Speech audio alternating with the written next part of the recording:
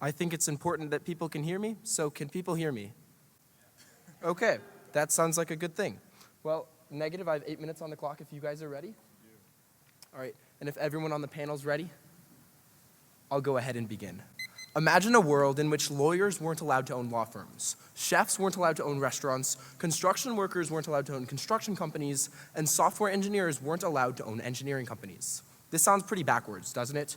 Well, in the United States, physicians and doctors are banned from owning hospitals. It's because Devin and I believe that this is a grave mistake in need of correction that we support the resolution resolved the United States federal government should substantially reform its policy on healthcare. We'll start with a background point, which you can write down as physician-owned hospitals, or POHs. The term physician-owned hospital is pretty self-explanatory. It's simply a hospital that's owned by a physician or doctor. POHs grew in popularity as they oftentimes had more informed and involved care for their patients. But this is something that changed when other hospitals started to view the financial growth of POHs as a competitive threat. Subpoint A you can write down as banned in 2010. Again, that's banned in 2010. Jared Deshevsky wrote on March 17th of 2024, quote, "Incumbent hospitals felt threatened by the POHs in the early 2000s and wanted to prevent their market entry. Lobbying efforts from hospital associations like the American Hospital Association and the Federation of American Hospitals led to Congress and other federal agencies investigating POHs to study referral patterns, quality of care, costs, share of uncompensated care, and other outcomes." End quote. We read later on that, quote, "Several studies from the government evaluating POHs compared to non-POHs found the following: no evidence of negative financial impact on local community hospitals. Patient severity was lower at some cardiac specialty hospitals.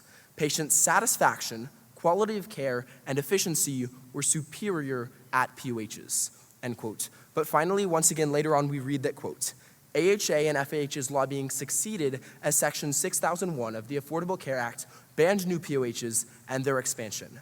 And yes, this was all from lobbying efforts," end quote. Even though the federal government found POHs to be superior to non-POHs, it enacted a section in the Affordable Care Act to ban new POHs and restrict existing ones from expanding. You can write down what the impact of this was as 75 hospitals terminated. Again, the impact of 75 hospitals terminated. 4 doctors and a PhD in April of 2021 said, quote, "Consequences of the ACA's virtual statutory ban on POHs were and are significant," end quote. A few sentences later, we read that, quote, "More than 75 new hospitals, either planned or under development, were prematurely terminated, representing more than $2.2 billion in economic losses," end quote. This essential ban on a business model was wholly illogical. Even if POHs were inferior to other hospitals, which they aren't, this still would not justify a ban. This is why we present the following plan.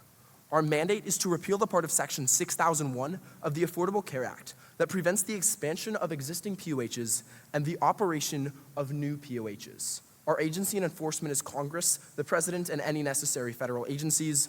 No funding is needed, and this plan will go into effect immediately. Now, reversing this essential ban on physician-owned hospitals will have a tremendous impact on the healthcare market. You can write down our solvency as expanded POHs. Again, a solvency of expanded POHs. Charlotte Huff, writing for Medscape in May 12th of 2024, says, quote, "Lifting current restrictions could dramatically expand the number of doctor-owned hospitals, now estimated at 250 to 265 nationally, according to Physician-Led Healthcare for America, which advocates for POHs," end quote. Physicians want to expand POHs and build new ones, and our plan allows for this to happen. This will help the healthcare market in a few ways, which we'll look at in our advantages. Our first advantage you can write down as lower costs. Again, advantage 1, lower costs. There will be 2 subpoints under this argument. Subpoint A is 33% cheaper.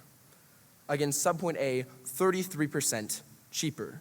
Richard Perriton wrote for Medical Economics on June 27th of 2023 that, quote, "Healthcare procedure prices are about 33% cheaper at physician-owned hospitals than nonprofit or for-profit hospitals with different forms of ownership," end quote. Because the physician is directly integrated into the entire care process, being the owner, prices are better. This isn't only better for the consumer, though. In subpoint B, we see it's better for the entire system. Subpoint B you can write down as saves money for Medicare. Again, saves money for Medicare. Jacqueline Lapointe, writing for Rev Cycle Management on October 23rd of 2023, was referencing a study on POHs by a pair of professors from UConn Health and Loyola University Chicago.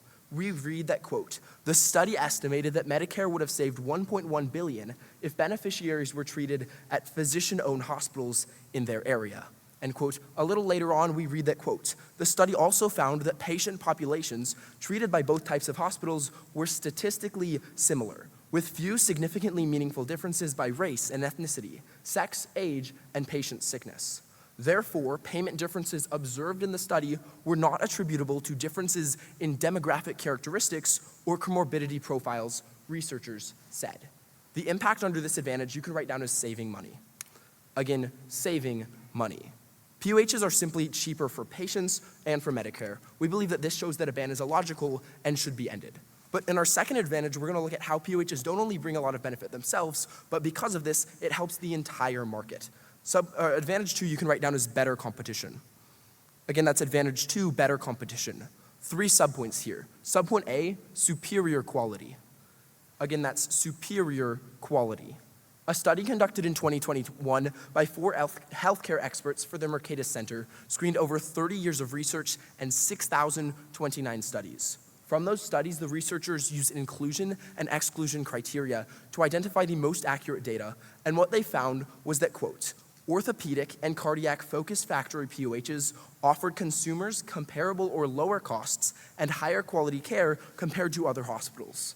End quote. Later on, we read that, quote, "General surgery POHs offered higher quality services compared to their competitors." End quote. And the authors end by saying, quote, "The author's review did not identify a service market where the data on quality disfavored POHs." End quote. We see that the care given at POHs is better. This is something that will also be reflected in subpoint B, which is higher satisfaction. Again, that's higher satisfaction. Bain and Company on October 4th of 2024 says, quote, "Physician-led organizations score considerably higher in satisfaction scores across all professional dimensions. Their average satisfaction ranges from roughly 70 to 90% compared to 50 to 75% in health system-led practices." End quote. This on its own, once again, shows that POHs should not be banned. But the superiority of POHs enhances competition as a whole, which we see in subpoint C, forces better competition. Again, subpoint C forces better competition. Remember, Congress banned POHs because lobbyist groups didn't want to compete with them for their higher quality care and lower prices. Removing this harmful ban allows POHs to compete, subsequently lowering prices and increasing quality overall. Jesse Ehrenfeld wrote on August 10th of 2023, quote, "With decades of research demonstrating the benefits of increased competition, bringing lower prices and higher quality, leaders from a litany of physician specialties agree removing the ban on physician-owned hospitals can help reduce consolidation." End quote. At the end of the day, because of the benefits that POHs would bring, we would ask for your ballot. Thanks so much.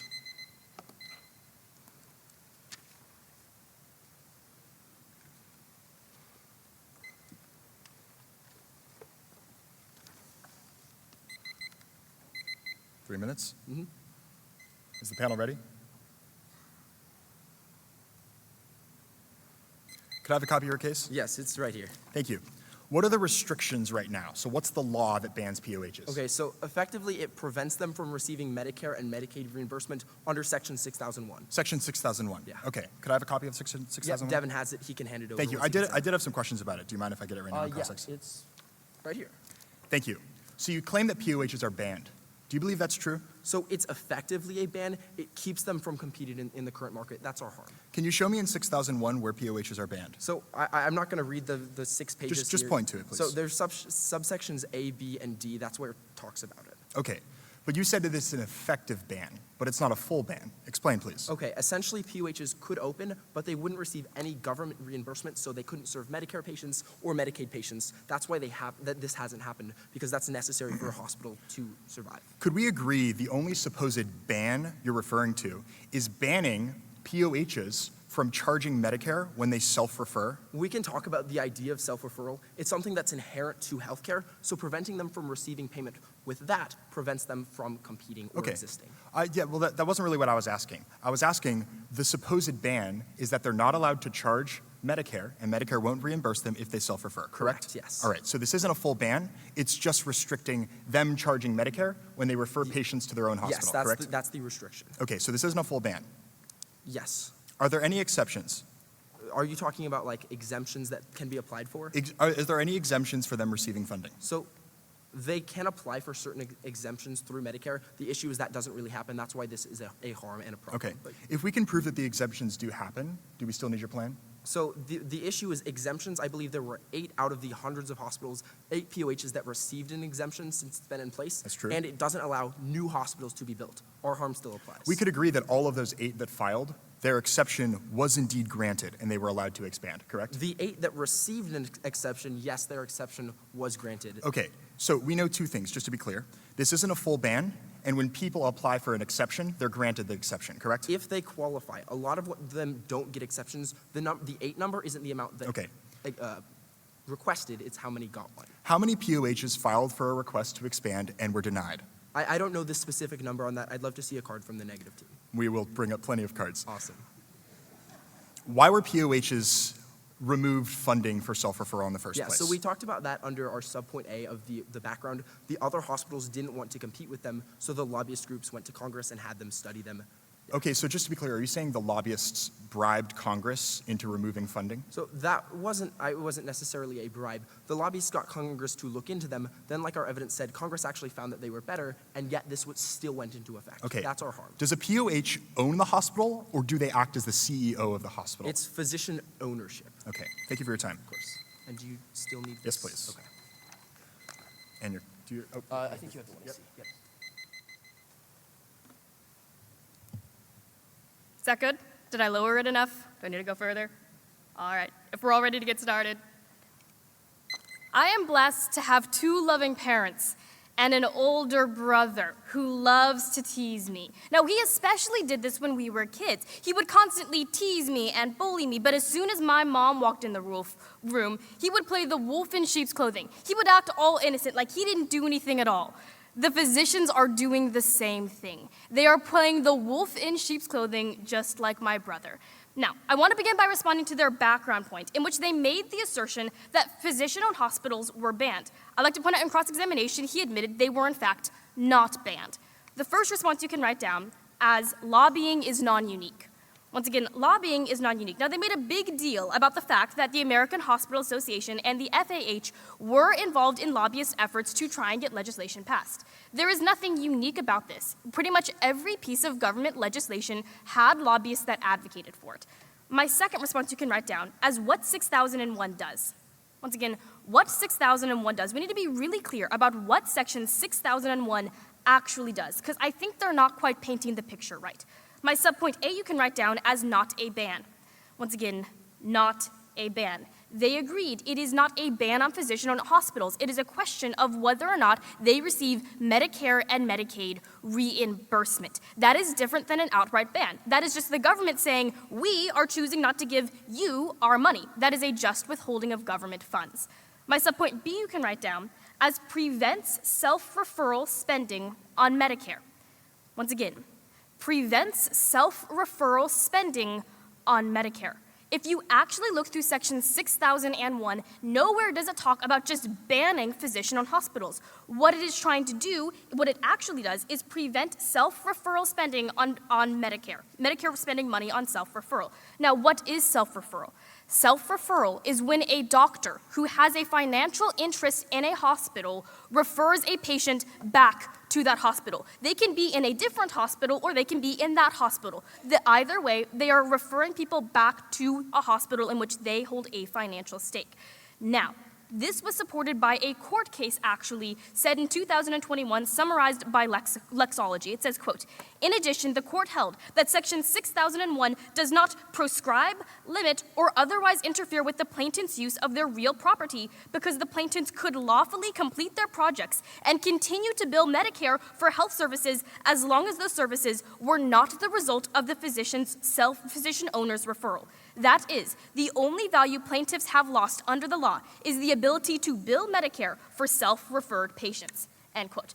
So it's basically saying if you're going to engage in self-referral, which is widely held to be problematic, you're not going to get Medicare money. This is not a ban at all. Even if that wasn't enough, my subpoint C you can write down as exceptions. Once again, exceptions. Now, they agreed in cross-examination, which saves me time because I don't have to read the evidence, that there is an exception process. They asked the question, well, how many have been granted? I have a list here of all 8 requests that have been received. I've printed up here all 8 government notices of all those requests being received. If there's really such a big need, I question why more than 8 hospitals have not filed for an exception. Something doesn't add up here. The impact you can write down as the purpose is protection. Once again, the purpose is protection. The purpose of this law is to protect people, is to be a safeguard. Chip Kahn and Stacey Hughes in 2023 quote CMS. They say, quote, in the 2024 Inpatient Prospective Payment System Proposed Rule, CMS said, it is our position that protecting the Medicare program and its beneficiaries, as well as Medicaid beneficiaries, uninsured patients, and other underserved populations from harms such as overutilization, patient steering, cherry picking, and lemon dropping outweighs any perceived high burden on high Medicaid facilities, end quote. A quote from the government itself explaining that the purpose of this was to be a safeguard. The impact you can write, actually that was the impact. So let's start and look at their advantages. I'm gonna group them together because they both have the same fundamental problem. You can write down my response as healthier patient population. Once again, a healthier patient population. Numerous pieces of evidence points to the reality that physician-owned hospitals are located in areas that have a patient population that is healthier.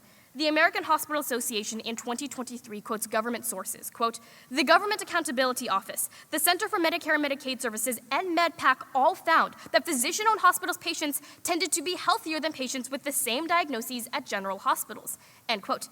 If that wasn't enough, Dobson, DeVinzo and Associates, a healthcare consulting firm in 2023 says, quote, overall, these data indicate that compared to non-POHs, POHs generally treat a population that is younger, less complex or comorbid, and less likely to be dually eligible or non-white, and that POHs have higher margins and lower unreimbursed and uncompensated care costs as a percentage of net patient revenue compared to non-POHs, end quote.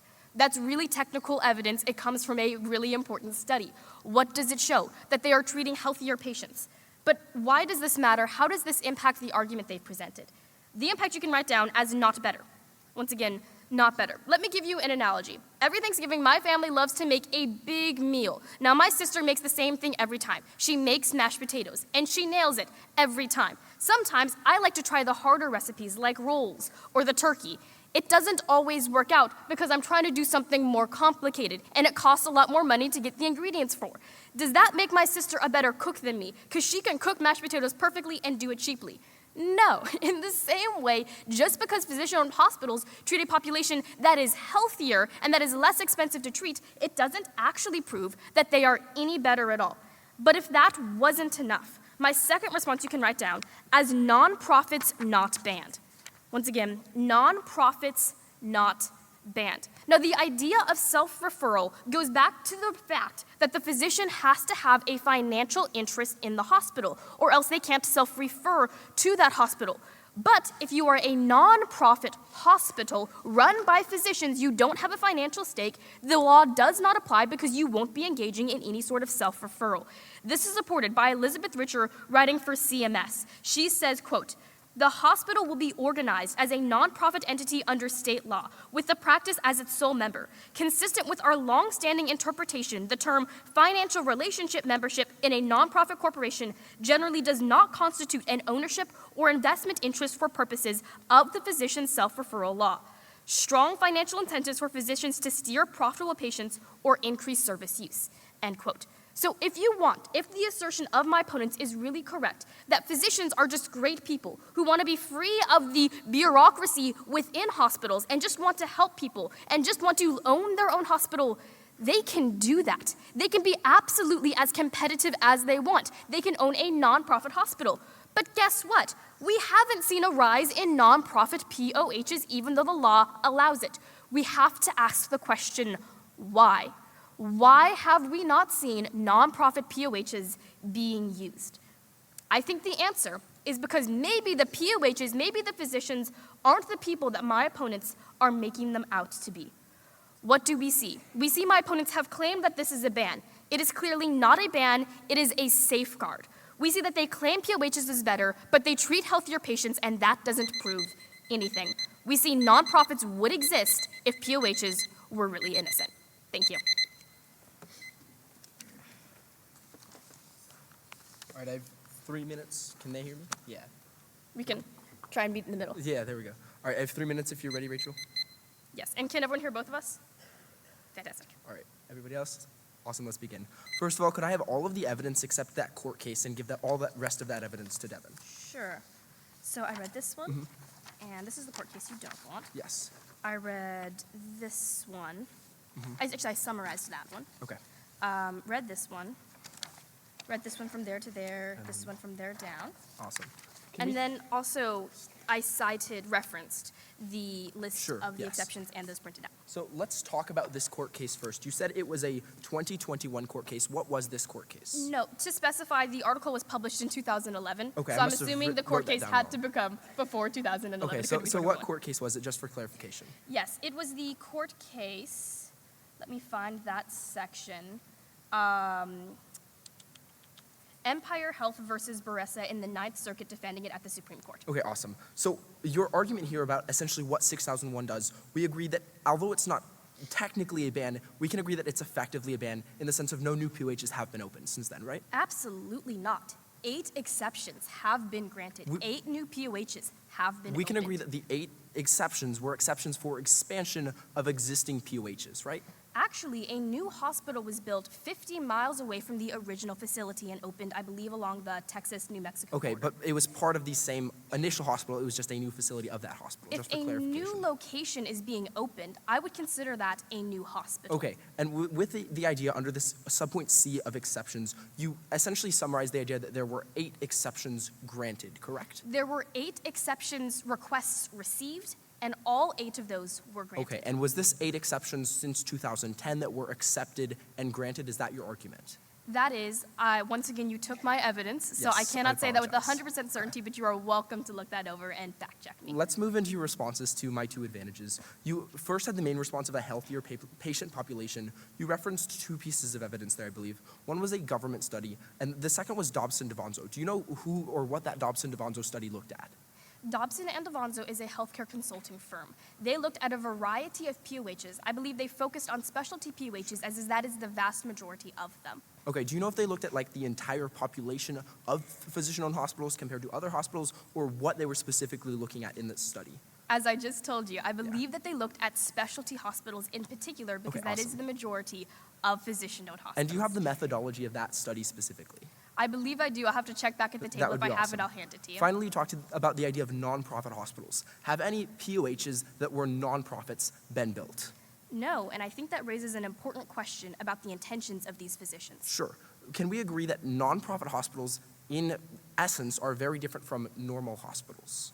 There are hospitals that are not situated for profit, which means self-referral cannot possibly occur. with Okay, them. and is it your contention that self-referral is always bad?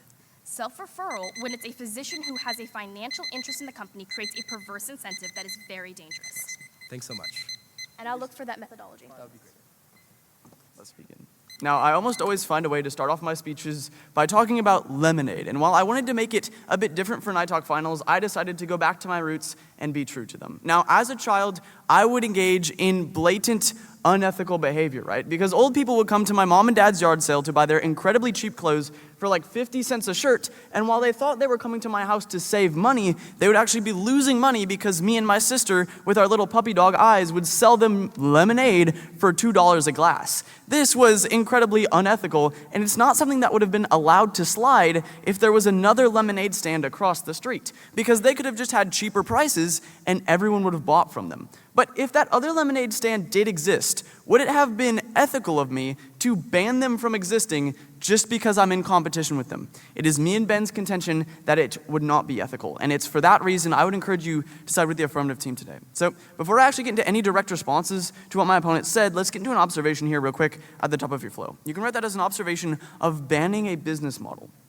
Again, my observation is banning a business model. Now, essentially, my partner Ben read a card on this in the one I see, that specifically the reasoning for why these lobbyists actually asked Congress to ban this was due to market competition, not due to these other factors. That card was not responded to. Why is this important? Well, there's two reasons. The first is that the ban is a harm itself.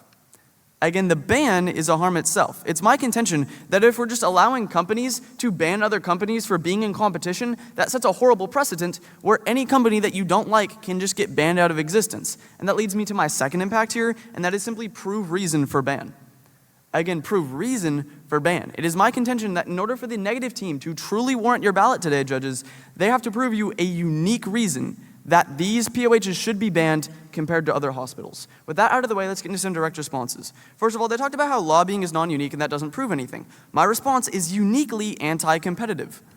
Again, uniquely anti-competitive. Essentially, their only analysis under this was that lobbying happens all the time, that doesn't mean it's bad. What our cards specifically said was not that the lobbying itself is always bad, but specifically this lobbying was because they were in active competition with these hospitals and they did not want to do so. So this lobbying was specifically anti-competitive. Next, let's talk about this idea. They essentially said how it's not a goal, or how it's rather not a ban, and said that Section 6001 isn't actually doing what we're saying it is. My response here is cannot survive without.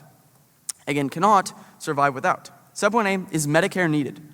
Again, sub 1A, Medicare needed. Medicare makes up about a third of all patient populations within the United States. POHs simply cannot survive if they're to simply expand and then lose a third of their customer base. So they need Medicare, that's why we've seen none expand. But sub 1B is self-referral is business.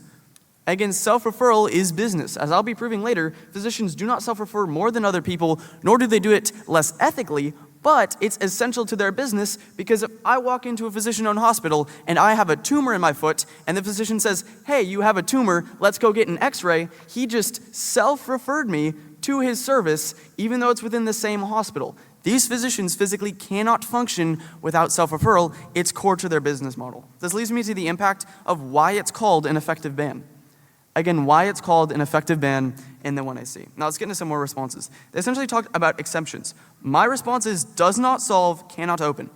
Again, does not solve, cannot open. Okay, so in the 70s, 80s, 90s, and early 2000s, literally tens of POHs were opening every year. But what have we seen? Only 8 have opened in the last 15 years since the ban. Why is that? Because these exceptions do not actually work. This is according to 4 authors writing for the NYU Journal of Legislation and Public Policy, July 8th of 2024. That includes Brian J. Miller, Jesse Ehrenfield, Matthew C. Medeberg, and Michael H. Smith. They write that, quote, the restriction on expanding existing POH facilities includes an exemption where the expansion is approved by the Secretary of HHS. However, this exemption has little effect. They go on later to say that, quote, thirdly, as discussed in the next subpart, the Secretary has in practice allowed only limited expansion of existing POHs. Thus, while the ACA allowed existing POHs to continue to operate, it effectively prohibited the construction of new POHs and the expansion of existing ones. End quote. What is this saying? It's saying that they are effectively banned. Yes, we have had a few exemptions, but across the board, this is not something that happens. And furthermore, they can't build new hospitals and cannot start new companies. My impact here is no equivalence. Again, there's no equivalence. They have not proven any of that. Now, let's talk about this idea about how essentially that it's bad that they self-refer and that self-referral is an inherent harm to the system. My first response to this idea, it didn't really have a tag. It was kind of just in their narrative, is that self-refer just as much. Again, self-refer just as much. So the funny thing about POHs and this claim that they self-refer and that's bad is that actually POHs self-refer just as much as all other hospitals. This is according to Christy Cole, writing for the AMA Journal of Ethics in 2013. They write that, quote, moreover, the data showed that physician investor referral patterns to POHs and other facilities were similar to those of physicians without an investment interest, end quote. What was this saying? It's saying that yes, even if POHs do self-refer, that is not a unique harm. They do it just as much as other systems. So even though they claim POHs self-refer, they have not proven it to be worse than other hospital systems, meaning there's no warrant for this ban. But my second response is abuses less. Again, abuses less. Actually, self-referral is not inherently bad in and of itself. The only time when self-referral is a problem is when it's abused to make extra money. But POHs actually do that less than most healthcare systems. This is according to the House Committee on Ways and Means in 2015. They're at the quote, these studies with the most methodological rigor tend to reach the conclusion of no effect. And one of those studies with particularly good methods finds that POHs decrease utilization and expenditures, end quote. What is that saying? It's saying that specifically, when you actually look at what kind of self-referral POHs and normal hospitals are doing, POHs do less harmful self-referral, yet the same amount. So the impact here is non-unique harm. Again, there's simply no unique harm here. And then it basically talked about cherry picking and basically said that they can pick their patients. This is bad. Now, my first response to this idea is specifically their study. Now, their study was from the JAMA network. My first response, or their second study specifically, my first response to this idea is a flawed study.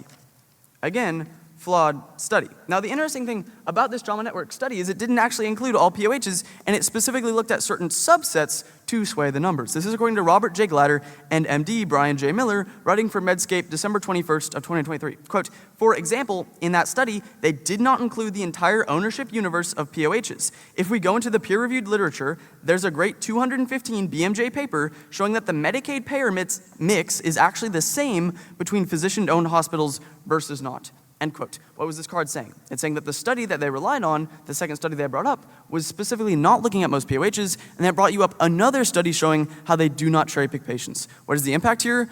The impact is side with affirmative evidence. Again, side with affirmative evidence. We brought you 3 studies today specifically saying, or my partner Ben brought up a study in his first speech, and I just had one here showing you how they do not cherry pick patients, and this is not a unique harm compared to other hospitals. But that's my second response, not a unique harm. Again, not a unique harm. Now, the interesting thing about cherry picking is it's actually not a unique harm. This is according to Jared Jasewski, an MD, writing on March 25th of 2023. Quote, additionally, many academic health systems or nonprofits engage in blatant cherry picking of patients through segregated care models, although they would never admit to such care being segregated. End quote. Again, they've failed to prove a unique harm to POHs compared to the current system. And finally, they talked about how basically you can open a nonprofit and that should solve the system. My response here is absolutely no equivalent. Again, no equivalent. A physician who owns a nonprofit is not a physician who owns a POH. There's been no proven equivalence here, and it's for these reasons I would encourage an affirmative ballot. I now stand open for 3 minutes of cross-examination.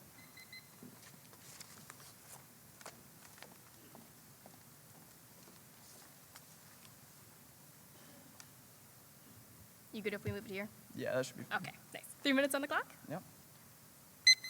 Are you removing the entirety of Section 6001 of the Affordable Care Act? No, we're removing sections A, B, and D, as my partner Ben stated in cross-examination. Interesting. Then why does your mandate read, repeal the part of Section 6001 of the Affordable Care Act that prevents the expansion of existing POHs and the operation of new POHs? Yeah, those parts are section A, B, and D Okay. of section 6. Why does your mandate not specify that you're repealing sections A, B, and D? Because specifically we didn't want to muddle the first round if that was not going to come into contention. Again, we have the right to clarify our mandate. I'm not entirely sure what your argument is here. All right, I'm actually just asking questions. I'm not making arguments now. We'll do that later. Now, we can agree that Section 6001 of the Affordable Care Act closed the whole hospital exception included in the Stark Law. Yeah, All right, and we can agree that the Stark Law had to do with physician self-referral. correct. All right, so we can agree the Stark Law made it illegal for physicians to engage in self-referral, Yes, unless they were built before 2010, that's what we're affecting. or they were a physician-owned hospital, correct? Yeah. All right, and we can agree that now, underneath your plan, that exception is going to be that physicians who own hospitals can engage in self-referral, but no one else can.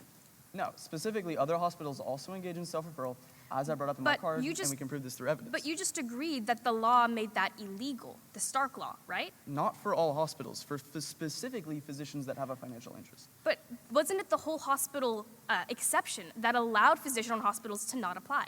Yeah, specifically So then the whole all the- hospital so then- exemption was so- for hospitals before so then- 2010. We can move on. I see we're not getting anywhere with this. Now, let's say your mom gives you $15 to go buy lunch, okay? And you spend that on, I don't know, some more amazing hair product. All right. Does your mom have a right to stop giving you money? I mean, sure, if it's negatively impacting her. So we can agree the source of funds has a right to determine the use of those funds. Yes, but the source of funds is necessary for the existence of these hospitals. All right. Now, you read a piece of evidence saying that it was a flawed study, and then another piece of evidence under that it's not a unique harm. We can agree that these pieces of evidence were both from physicians, correct? Specifically, my first card was citing a study from the BMJ, which is not a physician. Okay. This was the or something like that. 2015 British Medical Journal article, correct? I do believe so, yes. Do you have that printed out? I mean, not here with me up at the table. I think we have it back at the table, but I'd have to confirm with my partner, Ben. All right. Now, let's go to your lemonade example. Yeah. All right. So let's say you were unfairly finding some way to game the system, able to sell lemonade significantly cheaper than your little neighbor. Would your neighbor be able to compete with you? I mean, not necessarily, no. And we can agree that physician-owned hospitals are charging lower prices, correct? Correct, because they're better at what they do, not because they game the system. All right, but we can agree that they are charging lower prices than other hospitals. Correct. All right, and we can agree that as long as they're not gaming the system, that could make it difficult for other hospitals to compete with them. No, specifically what I'm saying here is if hospitals charge lower prices, that incentivizes competition. You shouldn't be banned from doing something just because you're better than someone else at doing it. Thank you for your time today. And can I also see all the evidence you read in your Yeah, I got speech you. and the evidence back that I read in my speech? So here's the cherry picking study. I did not read that. Here's the exemptions card. Here's the card about not utilizing self-referral. And then here's the card about the JAMA network study. And then other hospitals self-refer. I can get you your cards back. These are mine back?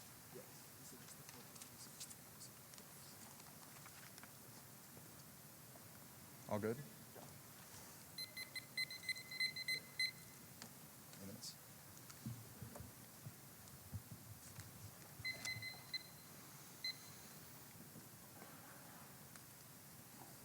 Are we all ready? Imagine a young boy. From the early age of 8, all he wanted is to grow up, go to medical school, and own his own hospital. Until big boy President Obama and these big monopoly hospitals steal away his dream. I think our opponents are they're not accurately representing, one, how these bans function, and two, how these physicians operate. We can see that physicians have a massive profit and monetary incentive to own their own hospital, which calls into question the reason that we banned self-refer in the first place. Just a quick point of background before I give you a point of solvency and 2 disadvantages. My background is Steward. That's S-T-E-W-A-R-D. Steward is the largest nonprofit hospital chain in all of the US. This is according to Kroll Financial. I'll just summarize this in 2024. When they say that it owns and operates the largest POH and private physician for-profit healthcare network. They have over 400 facilities and over 4,500 primary and special care physicians. This is going to be important when I get to my disadvantage. But before I do that, I want to attack their advantage talking about better competition. I don't think they can claim that just because we have competition, we're going to, 1, prioritize quality, and 2, will decrease price. My solvency is healthcare isn't a free market. Healthcare isn't a free market. I'm not going to spend a lot of time on this. I'm going to give you 5 reasons why healthcare isn't a free market. You don't have to write them all down. The first reason is because hospitals don't control prices. In summary, according to Cigna Healthcare in 2024, they say that in order to have the insurance cover you, you have to agree about what your price is going to be, which is different from a typical free market. The second is about price transparency. There's no transparency for the patient because oftentimes you don't know what you're paying until after the procedure was already done. And secondly, there's no transparency for the competitor. This is according to Trinovig, writing in 2024. So if you don't know what your competitor's charging, or you don't know what you're going to be charged, it's unfair to say that we should treat healthcare the same way we do as, say, buying a smartphone or purchasing a car. The third is supply and demand. Healthcare demand usually remains inelastic. There's always demand, which is different from a typical free market. The fourth is about regulatory constraint, seeing the healthcare market is the largestly regulated market in all of the US. And the last is about third-party payers. Oftentimes, you aren't the one who's perceiving the financial impact because your insurance is the one that's covering it. This means that if there's no competition, or if there is competition, it doesn't mean we'll create a better world. Now, with that out of the way, I have 2 disadvantages. My first disadvantage is a lack of basic care. POHs are not better than current hospitals. Let's take the largest POH firm in all of the US, which is Steward. Let's give some examples of why Steward consistently does not treat patients well and consistently breaches the standard of care. I'll give you a few examples. The first is that they use sleds to drag seniors upstairs, and I'm not crazy when I say this. This is according to Maureen Talick, writing in 2024 of September 2016. This was a lady who was explaining her experience with a very large POH. Quote, "They gave us sleds to drag patients who can't walk to an emergency as if there's a fire in the building." She said, "I'm 65 years old. Do you think for 1 minute that I can haul a patient down a flight of stairs on a sled? This is lunacy," end quote. Another example is that they're performing third world medicine. A PhD, Beth Moll, writing for Ars Technica, writing in August of 2024, says, quote, "A recent report from CMS said a physician at Glenwood told the Louisiana State Inspector that the hospital was performing third world medicine," end quote. Another example from the largest physician-owned hospital chain is a lady dying after birth because the POH failed to pay bills that they were legally required to pay. That same article essentially said that there was a Steward-owned hospital in Massachusetts when a woman died because the doctor realized mid-surgery that the supplies needed to treat her were previously repossessed due to Steward's financial troubles, end quote. They're doing it because of the financial incentive. I'll just give you one more.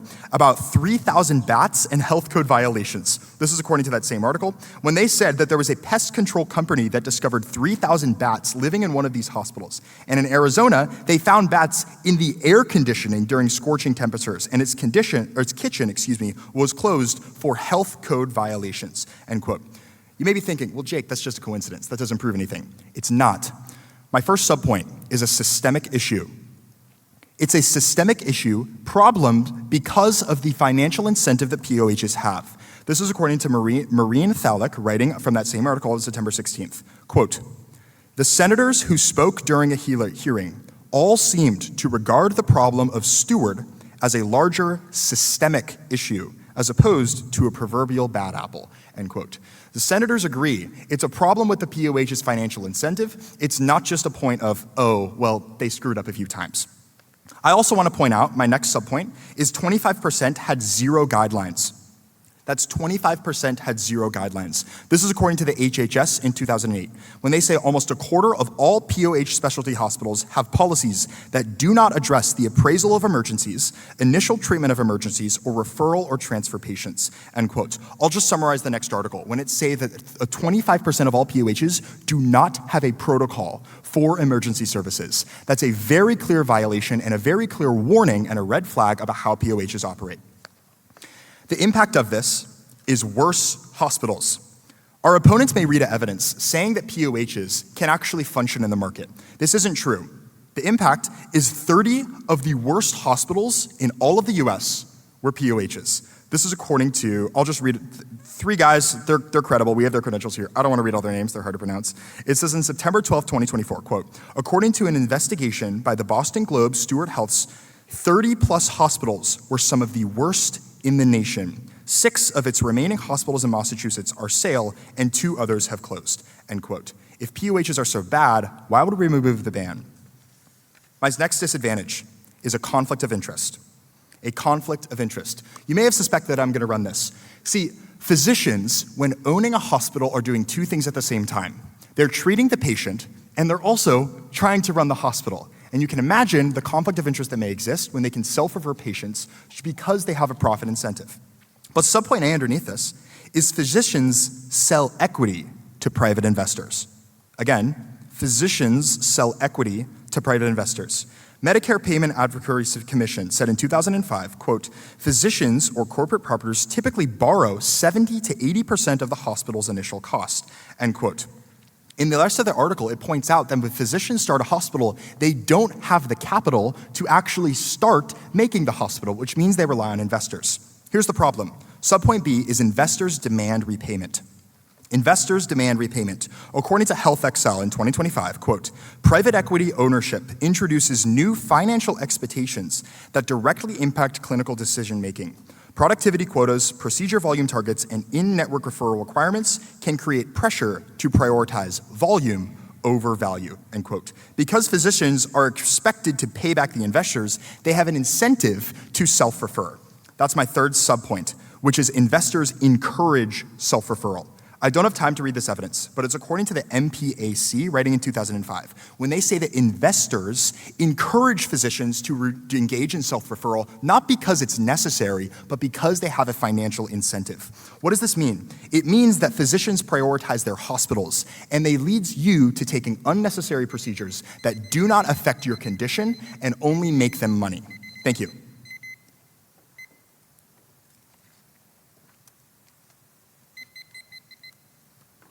If my panel here is ready. Oh yeah, thank you, bro. All right, and Jake. I'm ready. All right, let's begin. Now you look dashing today, but before Thank I you. ask for any evidence, could You too. I just ask how many cards you actually read into the round today? So I summarized a lot of them because I had a lot of content. I thank God that they changed TP rules and I'm allowed to do that. I could read all of these to you if you'd like. I could give them to you. Okay, yeah, if I could just have them. Sure. I appreciate that. So I read this, I read this, I read this, I read that. I summarized this, summarized this, summarized this, summarized this,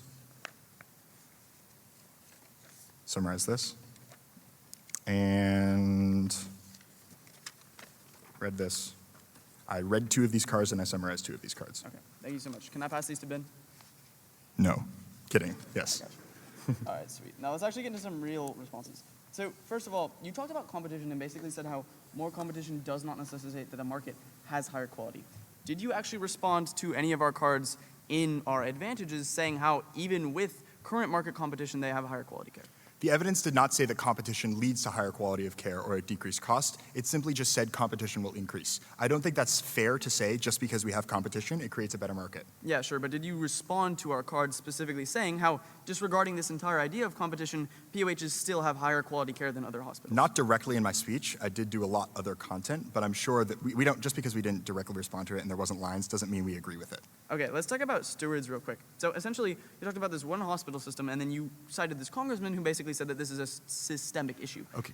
Did this congressman actually inspect any other physician-owned hospital before he made this claim? 2 things. One, it wasn't just one private hospital. This is the largest chain of POHs. They have over 400 locations, and they ranked 30 out of those were the worst hospitals in the nation. Secondly, it wasn't just one congressman. It was a group of senators that all testified it was an issue of systemic CEO of how they operated. It wasn't just out of the ordinary, it wasn't just a bad apple. It was a systemic issue. Okay, and just to clarify, we brought up a card in the 1AC specifically saying how there are less than 300 POHs in existence, and your card did not say that they had 400 hospital locations, but rather just 400 practices, correct? Well, I have to see the evidence. I believe it said 400 own hospital locations. Now, sure, that may have fluctuated based off of the date, but we do know that Steward is by far the largest POH chain in all of the U.S.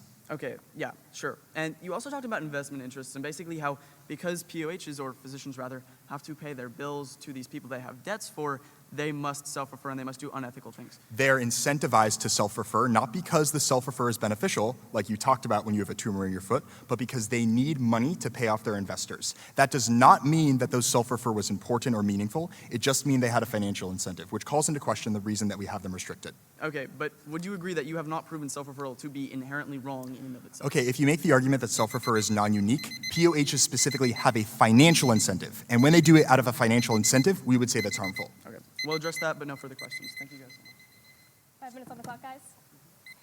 And if we're all ready to get started, fantastic. As a lot of my judges know, I'm a pretty friendly person. I like just about everybody I meet, but that doesn't mean I trust everyone I meet, especially when they're a physician with a perverse incentive. My opponents are wanting you to put your trust in people who have been proven to be doing really sketchy things. I don't think this is a good idea. Let's begin with their observation point of banning a business model. I'm also going to address their argument across from lobbying is non-unique, of uniquely anti-competitive, and their response from cannot survive without. I have a couple of responses. The first you can write down as not a ban. Once again, not a ban. They see that we need to prove a reason for a ban. We don't have to because we disproved that this is in fact a ban. My second response you can write down as prove reason for repeal.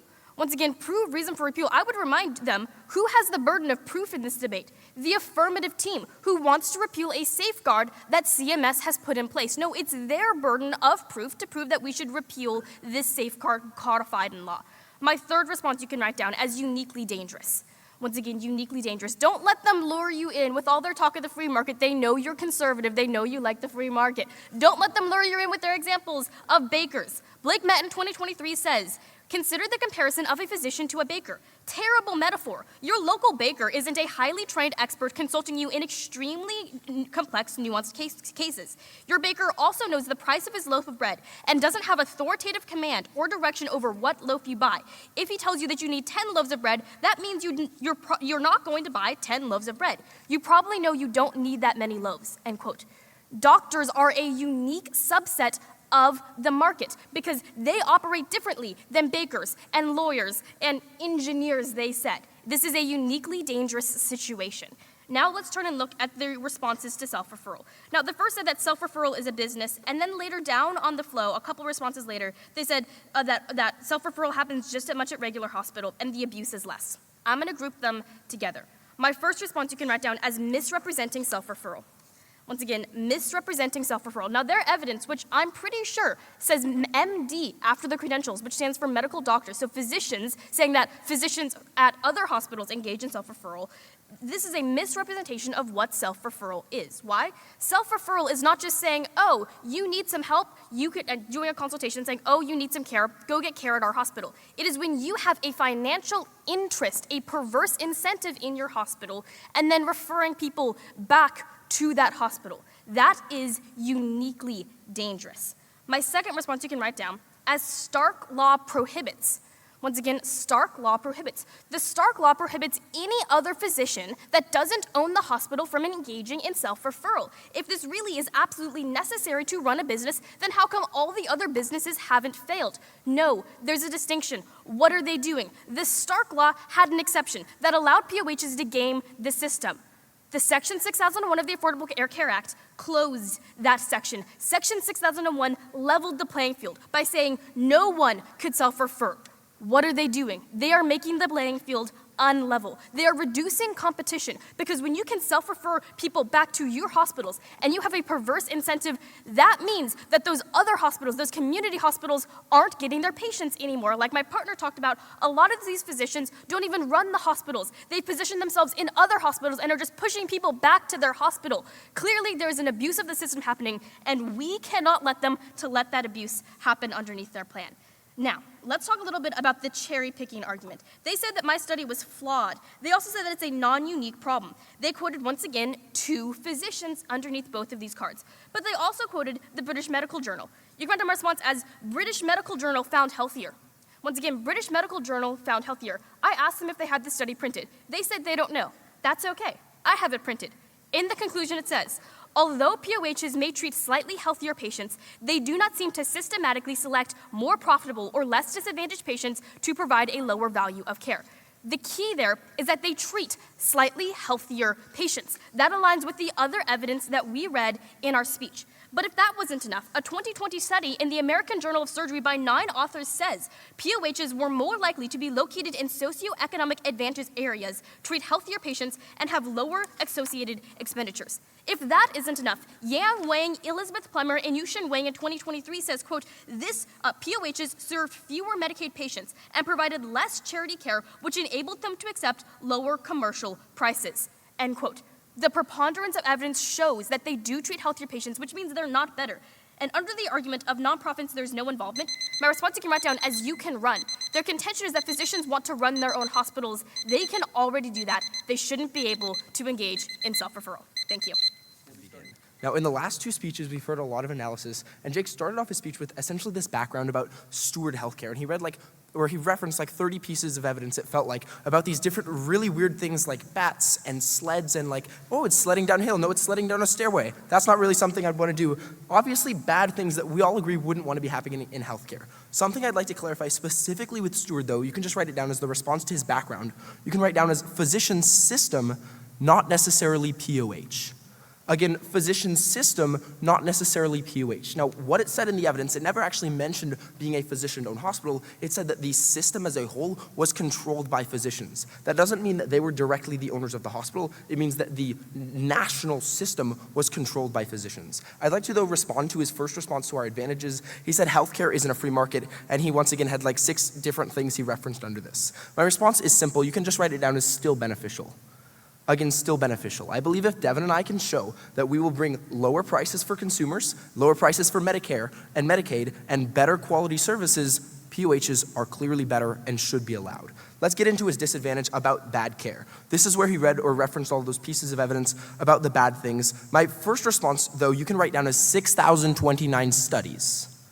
Again, 6,029 studies. Now, Jake did a really great job in this speech bringing a lot of pieces of evidence about how this one specific system had a lot of bad things happening. What he didn't do, though, was look at our meta-analysis of 6,029 studies looking at POHs in general, actually compared to other hospitals, not just bad things happening in one without comparison. It looked at the comparison, and it found that not only specialty POHs have higher quality, but also community POHs. This was actually comparative, and it is a better study. I believe this should be preferred over one example that the negative read without any comparison. But my second response is specifically to his subpoint about a systematic issue. You can write it down as systematic in Steward. Again, systematic in Steward. Now, the senators that they were quoting was saying that this was something they thought was a systematic issue in the Steward healthcare system. It never once again mentioned being a systematic issue with POHs. It said that it was something that was systematic in Steward. I think that's an important clarification. Let's finally respond to his impact, which was he said it was 30 of the worst hospitals. I don't think there was it was 30 of the worst 50, or it was just 30 bad hospitals in general were POHs. My response you can write down is 48 of the best. Again, 48 of the best. Evidence is fun. It's TP. Let's read something. This is from PubMed Central in 2013. Quote, 9 of the top 10 performing hospitals were physician-owned, as were 48 of the top 100, end quote. It's important to remember there are 6,000 hospitals in the United States. Less than 300 are POHs. And guess what? 48 of the top 100 are still POHs. Sure, there will be hospitals that don't do as well. Just like there's debaters that don't do as well, that doesn't mean that we should ban those debaters, right? Or I probably wouldn't be here if you could ban debaters. Maybe I would be here, I don't know, let's not talk about that anymore. The issue, yes, there might be some POHs that are bad. There are a lot that are really good, and our systematic studies looking at all of them find them to be better in quality. Let's finally respond to his disadvantage. It talked about the idea of conflict of interest. My response you can write down as non-unique. Again, non-unique. And somewhere I have a piece of evidence. Look at that. I found it. It's from Frank Diamond, quoting a white paper written by antitrust lawyers and experts with the DOJ, the FTC, and the AMA, writing for Fierce Healthcare on February 28th of 2023. Quote, however, the authors countered that both non- and for-profit hospitals face similar incentives to encourage their doctors to perform more treatments in order to increase billings and volume of care in the pursuit of greater revenue, end quote. This idea of a conflict of interest is true in other hospitals. Why is this important? My response you can write down as worse at others. Again, worse at others. Here's another piece of evidence. This is from Elizabeth Plummer and 2 other people writing in 2023. Quote, for example, Optum, a subsidiary of the Insurers United Health Group, is affiliated with 70,000 physicians, making it the largest employer of physicians in the US. These health systems are not subject to self-referral restrictions and can even mandate that contracted physicians refer patients to their hospitals, end quote. This piece of evidence is important for 2 things. 1, the idea that there's a conflict of interest, well, that happens in other hospitals, but guess what? Other hospitals aren't subject to self-referral restrictions like POHs were put in under 6001, and sometimes they even mandate or force their physicians to do this. Rachel in her 1NC talked about how Stark law prohibits. My response you can write down as if financial incentive. Again, if financial incentive, and this is actually something that she read in her first speech. She said Stark law prohibits self-referral if there is a financial incentive specifically for the physician. Why is this important? Because like the piece of evidence I just read talked about, other hospital organizations with 70,000 hospitals can mandate their physicians do this. At the end of the day, self-referral isn't a unique harm. POHs in general have better quality. There is no reason that they should have this ban. Thank you so much. You all ready? I'd like to remind you, it's my opponent's claim that this ban on POHs is unjustified and doesn't have a cause behind it. If we can prove to you and cast reasonable doubt in your mind that there's a reason why there's a ban on POHs, there's a reason that we remove funding, you should be circling negative. Now, I have a few voting issues. Firstly, before I do that, I want to address some big arguments, some concerns you may have in your mind, and I'd like to settle all of them so that you can vote negative. Firstly, I want to respond to the metadata piece that they read, saying that physician-owned hospitals are better in terms of quality. Firstly, I want to point out this was written by 6 physicians. So sure, physicians will say that physician-owned hospitals are better. Also, just because it's a metadata analysis, that doesn't mean that it's true. Also, this evidence does not call into question, it does not account for the patient population in which we read 7 different sources, 3 government sources, Dobson and DeVinzo, 2 peer-reviewed studies, and the BMJ, that all say the reason people think POHs are better is because they treat a better population. And cross-apply all of that evidence and analysis Rachel gave in your speech. This is a false comparison. I'd also like to address the argument about how, actually, let's just jump into voting issues. First voting issue, self-referral is bad. Why is self-referral bad? Subpoint A is because of a financial stake. Here's the key thing. I can suspect that in Devin's next speech, he's going to talk about how, well, the negative talks about self-referral. Self-referral may not be bad, per his example of the tumor in the foot. And Devin is a very persuasive speaker. He's a very handsome guy, so I don't want you to be persuaded by him. Here's my response. The problem with self-referral is when there is a financial stake, because a physician can refer to you to a particular procedure in which he makes money. The reason that's harmful is because it opens a loophole for corruption, and it opens a loophole to harm you, the patient. This is very important. My second voting issue is not a ban.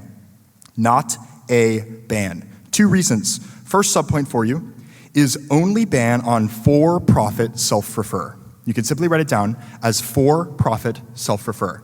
I would like to point out that nonprofit POHs are not affected by this ban at all, which means that if you vote for the affirmative, you are not giving or you're not affecting those nonprofits. Why is that important, however? Our opponents only affect physicians that self-refer solely to make money. That's very important. And they did not respond to the evidence I rendered at my disadvantage about how investors encourage them to self-refer because they will go bankrupt if they don't pay back those private equity investors. This was unresponded to. My second subpoint is case by case. That's case by case. Now, our opponents can agree that, well, there have only been 8 exceptions. That's true. But here's the thing. Only 8 POHs have filed for an exception. So if 8 people have filed and 8 of them were accepted, that means that there's no need for POHs. They're in a double bind. Either we need POHs and they're allowed to expand and in Texas create a new hospital, or we don't need POHs. Vote negative. Now, I'd also like to preempt the argument about expansion. They may say, oh, well, that's just to expand a hospital. It's not to open a new one. If you want to open a new hospital, you first should expand to meet the particular requirements that the community actually needs. So under their plan, we can still have POHs, and seeing that POHs already exist, there's no need to remove the restriction of funding. My third voting issue, is not better. 2 reasons why POHs are not better. The first is because of the financial self-referral that is clearly harmful. If you vote for the affirmative, you are reopening the loophole that under the Stark Law bans POHs from acting in a monetarily incentivized self-referral process. You are unleveling the playing field that the Stark Law intended to level. My second subpoint is patient population. Again, patient population. This is very important as well, because any evidence they'll read in their speech about how POHs are better because they have better quality and lower cost does not account for the fact that that's 7 pieces of evidence we read that POHs say that they're better and people agree that they're better, but they don't account for the fact that they treat better patients. So obviously it's going to have more quality, and obviously it is going to be viewed as less costly. Now, I'd also like to address the argument about self-referral that they may make. I want to point out, just because for-profit hospitals also self-refer, they don't have the same financial incentive. That's why many for-profit hospitals use third-party physicians, so the physician can be focused on you, the patient, not focused on profit for the company. We have shown reasonable doubt, and hence you should vote negative. Thank you all very much for your time. Okay, with 5 minutes, if my panel here is ready. Awesome. And my opponents? Cool. Let's get the last TP speech of NITOC finished here. Now, something I talked about in my first speech was my opponent's burden to prove specifically something POHs do uniquely wrong to the status quo. What have we actually seen? We've seen that, yes, POHs do, in some instances, cherry pick. They do self-refer their patients. Those are both things that the current health system does and often does worse. And as I'll be proving today, that does not outweigh the advantages that POHs bring to the current market. So let's actually get into some direct responses. But before that, I faked you out. Let's do some observations. The first is an observation 1, no evidence of real unique harm. Again, no evidence of real unique harm. Okay, they have a lot of cards talking about how basically POHs self-refer and they cherry pick. Now, I'll be talking about cherry pick and patient populations later, but let's think about self-referral here. They have no cards today actually showing you that they abuse self-referral more or that they even use it more. They just had analysis that if you have a financial incentive, that means self-referral is bad. They ignored my card specifically saying that they use self-referral more ethically, and my card saying how the patient populations, or not patient populations, excuse me, rather that they do just as much self-referral. So they have no actual unique harm to the current system. This is a problem because observation 2 must prove unique harm. Again, must prove unique harm. I believe in order to warrant a ban, there has to be a unique harm with the status quo. Something has to be uniquely wrong compared to POHs, something I do not believe is true. So let's actually get into some direct responses. First of all, they talked about how our 6,029 studies were done by a few physicians. My first response is not all physicians. Again, not all physicians. While yes, many of these authors were physicians, one of them was literally a healthcare policy analyst. His entire job is to analyze public policy for healthcare. I don't think that means that this study was flawed. My second response is did not write, just analyzed. Again, did not write, just analyzed. These authors did not write 6,029 studies, believe it or not. What they did is they took research from the last 20 years, they consolidated, they added up the numbers, and they used inclusion and exclusion criteria to decide what the actual outcomes were. So the impact here is not biased. Again, not biased. But my third response is no counter studies. Again, no counter studies. Even if they want to make this claim, there's no studies going in direct comparison to this. We have seen no studies actually saying that POHs have lower quality care compared to this card. Now, let's talk about this idea. Basically, they talked about how Stark law is basically a financial incentive and that this means that their self-referral is worse. My response is did not respond to less abuseful. Again, did not respond to less abuseful. What my opponents never actually responded to today was my card specifically saying that yes, even if they do self-refer, they do it more ethically. Self-referral is not bad in and of itself. That's my second response. Self-referral is a tool. Again, self-referral is a tool, and I'm sure all my LD debaters love that. Self-referral is not always bad, it's not always good. POHs do it more ethically. Now, let's talk about this idea about how it's not a ban. My response is essential to progress. Again, essential to progress. As I talked about, if you are a physician in a hospital, you need to self-refer to exist. There is not really a way to do it otherwise. Again, if a man comes into your hospital and you need to inspect him, and then you need to send him to another part of your hospital to get checked out, that is a self-referral, that is banned. In order to have a successful business, you need self-referral. This is effectively a ban, like all of our cards were saying. Let's talk about this idea of exemptions. My first response is dropped, not equivalent. Again, dropped, not equivalent. I already addressed this. These are not equivalent to like actually expanding your POH. This analysis that I had was actually dropped. But my second response is must qualify, evidence proves.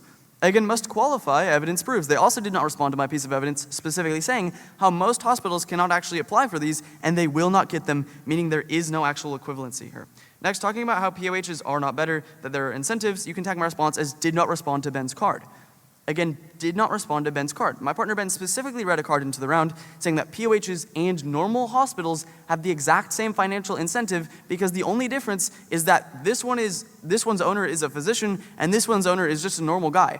Either way, both owners are going to want to make money, so both owners are going to self-refer. Again, remember, owners can force their physicians to self-refer. My impact here is not unique. Again, not unique. Now let's talk about this idea of patient population. First of all, essentially they said that they serve easier patients, so they have lower prices. My first response is BMJ study proves. Again, BMJ study proves. They actually read the study for us, which I think is really kind. Now, specifically, what did it actually say? It said that yes, they did treat slightly better patients, but that was not because of intentionality, that was just how the market is. So this doesn't prove that they're doing something uniquely wrong. But my second response here is no evidence disproving non-unique. Again, no evidence disproving non-unique. At the end of the day, what have we seen? One voting issue. No reason for ban. Again, no reason for ban. Because we have no substantial evidence that there is a unique harm to POHs because the 1AC studies still stand today. I would encourage you to decide with the affirmative team. Thank you guys so much.